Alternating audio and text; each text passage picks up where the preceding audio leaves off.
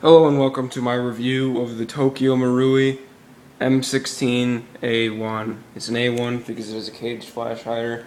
I'm probably going to get a lot of hate if I'm wrong for that, but I'm fairly certain that's what distinguished the two. Anyway, it's a very, very accurate copy of the Rio M16. I happen to own a C15 Sporter, which is the semi-auto version of the M16A1. Made by Century Arms, but all the parts like the triangular handguard, a lot of the internals, it has full auto bolt carrier, so on and so forth. That's all Colt. It has a full auto barrel. Anyway, back to airsoft. I'll just go ahead and start with plastic and metal. Metal barrel, plastic flash hider. I'm gonna get a triangular one, so it's more like the actual original M16. Even though it would still have a never mind. Front iron sight's plastic. This is plastic, obviously, because it's plastic on the real one. Just as creaky as the real one, too, because the real one is creaky. Don't let anybody tell you any different. It's metal in there. The actual iron sight itself is metal. The primary part of it, the primary body, the upper receiver, the lower receiver, the carrying handle, so on, is plastic, except for that screw there, which holds in the iron sight. It has the actual style of rear iron sight adjustment, just like the Rio M16A1, because it requires a tool or a front of a bullet or a pen to adjust it, meaning it's less likely to get bumped and go out of calibration, if you can call it that, in the field when using it in real steel. It's not a problem, seeing as you probably won't be using iron sights. Even though Maruis are insanely accurate, you're probably just going to be looking next to the iron sights, like I see most people do. It looks the best with the 20 rounders. Oh, and obviously it's fixed. No stupid rails like the JG one. Anyway, I forgot to continue with the metal parts. Anyway, stock's obviously plastic, but stock is metal. I like metal. Music and the material. On the inside, it's got a large type adapter. You have to take my word for it, because I'm too lazy to open it right now. This sounds absolutely pathetic when it comes back, because it doesn't have the sound of the dust cover coming down to mask it like other M4s. Brace yourselves. 5, 4, 3, 2, pathetic. Oh yeah, feel the glory. Alright. Speaking of the dust cover, it does conceal the hop-up right in there. Standard Tokyo Marui M16 or M4 style hop-up.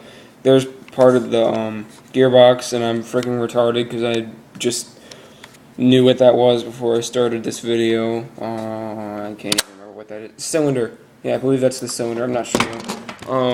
It can take 30 round mags. I happen to have a tan one that's for my Scar L, but that's for another day. Yeah, it'll take any standard 30 round mag, as long as it's not abnormally oblong or something. Which in that case, why do you own an abnormally oblong magazine? I have 2 low cap Vietnam 20s that don't require any winding.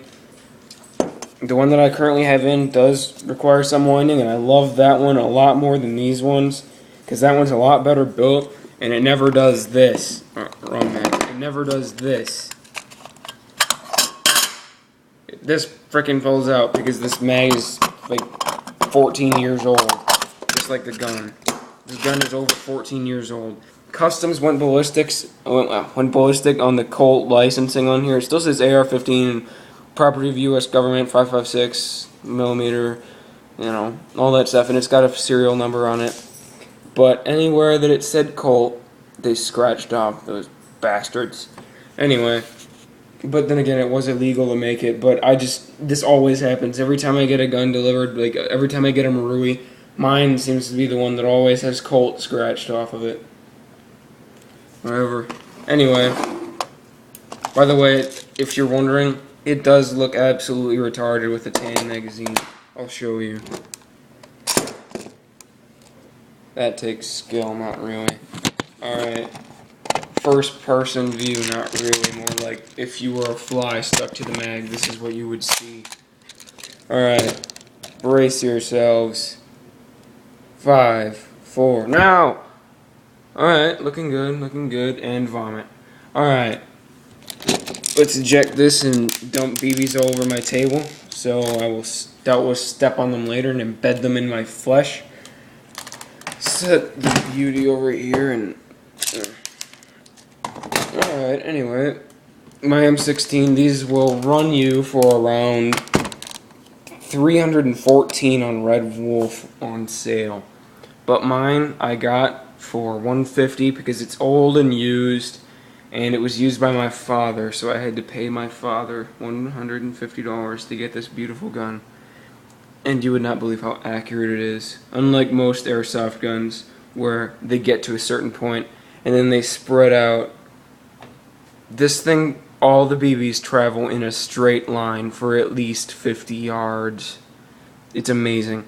The only upgrades I've put into it is an M120, and before you go on blathering about how, oh my god, I put an M120 in my Crossman G3 and it broke.